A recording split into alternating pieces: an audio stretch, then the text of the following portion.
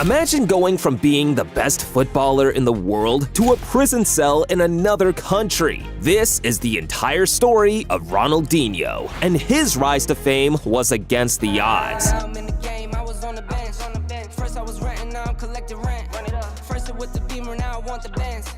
Growing up for Ronaldinho was tough. His parents were poor. He was born on March 21st in Porto Alegre in Brazil, and his dad, João Moreira, was a former pro who had to retire early after injuries. His mom sold cosmetics and later became a nurse. Despite the challenges they faced early on, the family remained very close, and the reason for that was football. Ronaldinho and his brother, Roberto Assi, always trained with their dad, and pretty soon, Roberto had the chance to take the family out of poverty. Grêmio had been looking at him, and in the end, offered him a lavish 2-year contract that gave him a new house and a fresh start. Quickly, Roberto moved his family out of poverty and into the new home. But just as they were about to celebrate, everything came crashing down. 1989, the year Roberto's story ended and Ronaldinho's story began. 2 months before Ronaldinho's birthday, they came back home one afternoon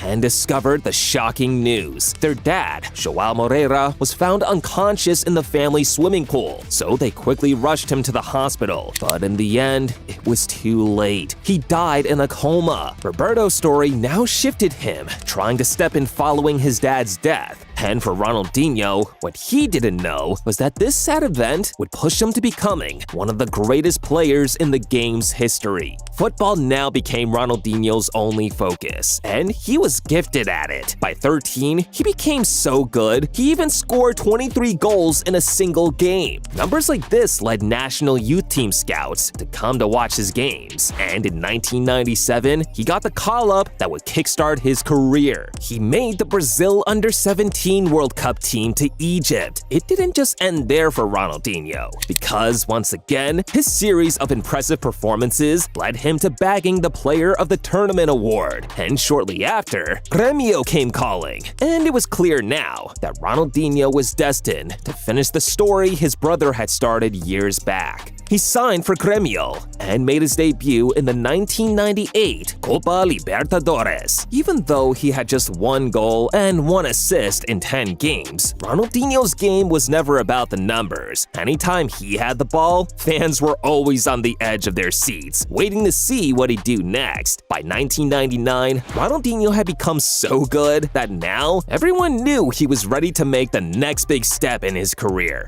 He was invited to link up with the national team to compete in the Confederations Cup, and once again, he was the star of the show. Brazil came in second place, losing to Mexico in the final, but with his 6 goals and 5 assists in just 5 games, Ronaldinho bagged the Golden Ball Award for being the best player and the top scorer award too. Getting back to Brazil, even Ronaldinho himself would have known that he was destined for something big, and by 2001, his journey to Europe was about to take full flight. PSG was the first European team to snag him, and his first season was decent. He bagged 13 goals and 7 assists in 40 games, but it was his lifestyle off the pitch that grabbed him the headlines in Paris. See, at the time, moving to a new city, a new league, and a new culture, Ronaldinho loved to party. He never stopped. His teammates called him out for it. But in his defense, it's pretty hard to stay angry at a guy with skills like this. By 2002, Ronaldinho's form was enough to bag him a ticket to the World Cup with the national team, and he had an amazing tournament. A goal and assist versus China in the second group stage game helped Brazil seal qualification, and in the round of 16 versus Belgium, he dropped an assist that helped the Seleção win 2-0 and qualify for the quarterfinals. And it was at this stage that Ronaldinho did something that would be remembered for centuries. Brazil was up against a star-studded English team,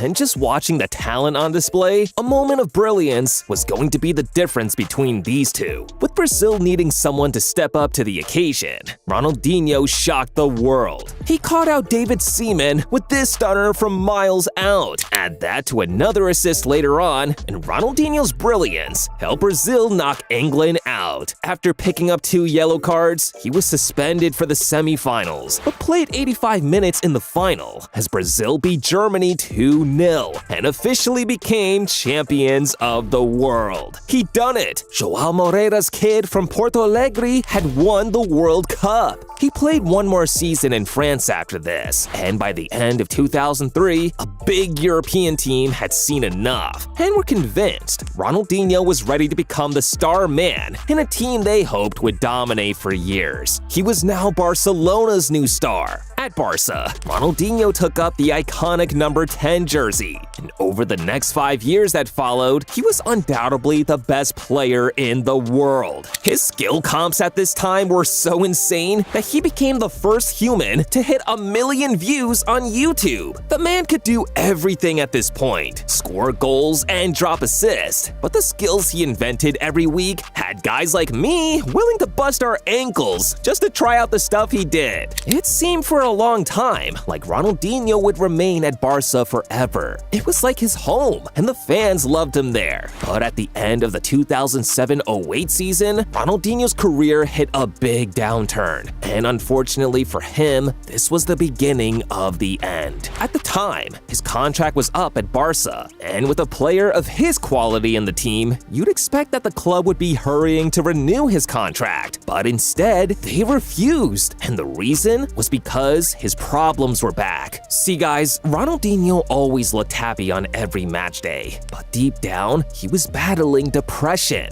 Ever since his father died, it left a huge hole in his heart no one else could fill. And even though he loved the game so much, his dad not being there to see him winning now always got to him. And to escape these deep thoughts, he turned to partying. Barca's new coach Pep Guardiola knew Ronaldinho's talent, but he also had a young superstar named Lionel Messi coming through. And seeing the bond Messi and Ronaldinho had started to develop, Guardiola knew the longer Ronaldinho stayed with his habits, the more likely Messi was going to turn out like him. So in the end, he pushed for the club not to renew his contract. And that was it. Ronaldinho and Barca were over. After 94 goals and 70 assists in 207 matches, including a Ballon d'Or, a Champions League, 2 league titles, and 2 Spanish Super Cups, Ronaldinho was out. But lucky for him, another European giant had caught wind of his departure from Barca, and they quickly made him an offer he simply couldn't refuse. AC Milan, and the team they had that year was like someone had hit an ultimate team glitch. Paolo Maldini, Alessandro Nesta, Dida, Gattuso, Kaká, David Beckham, Clarence Seedorf, and now Ronaldinho, all in one team. He got his performances up in the early months, but as the season went on,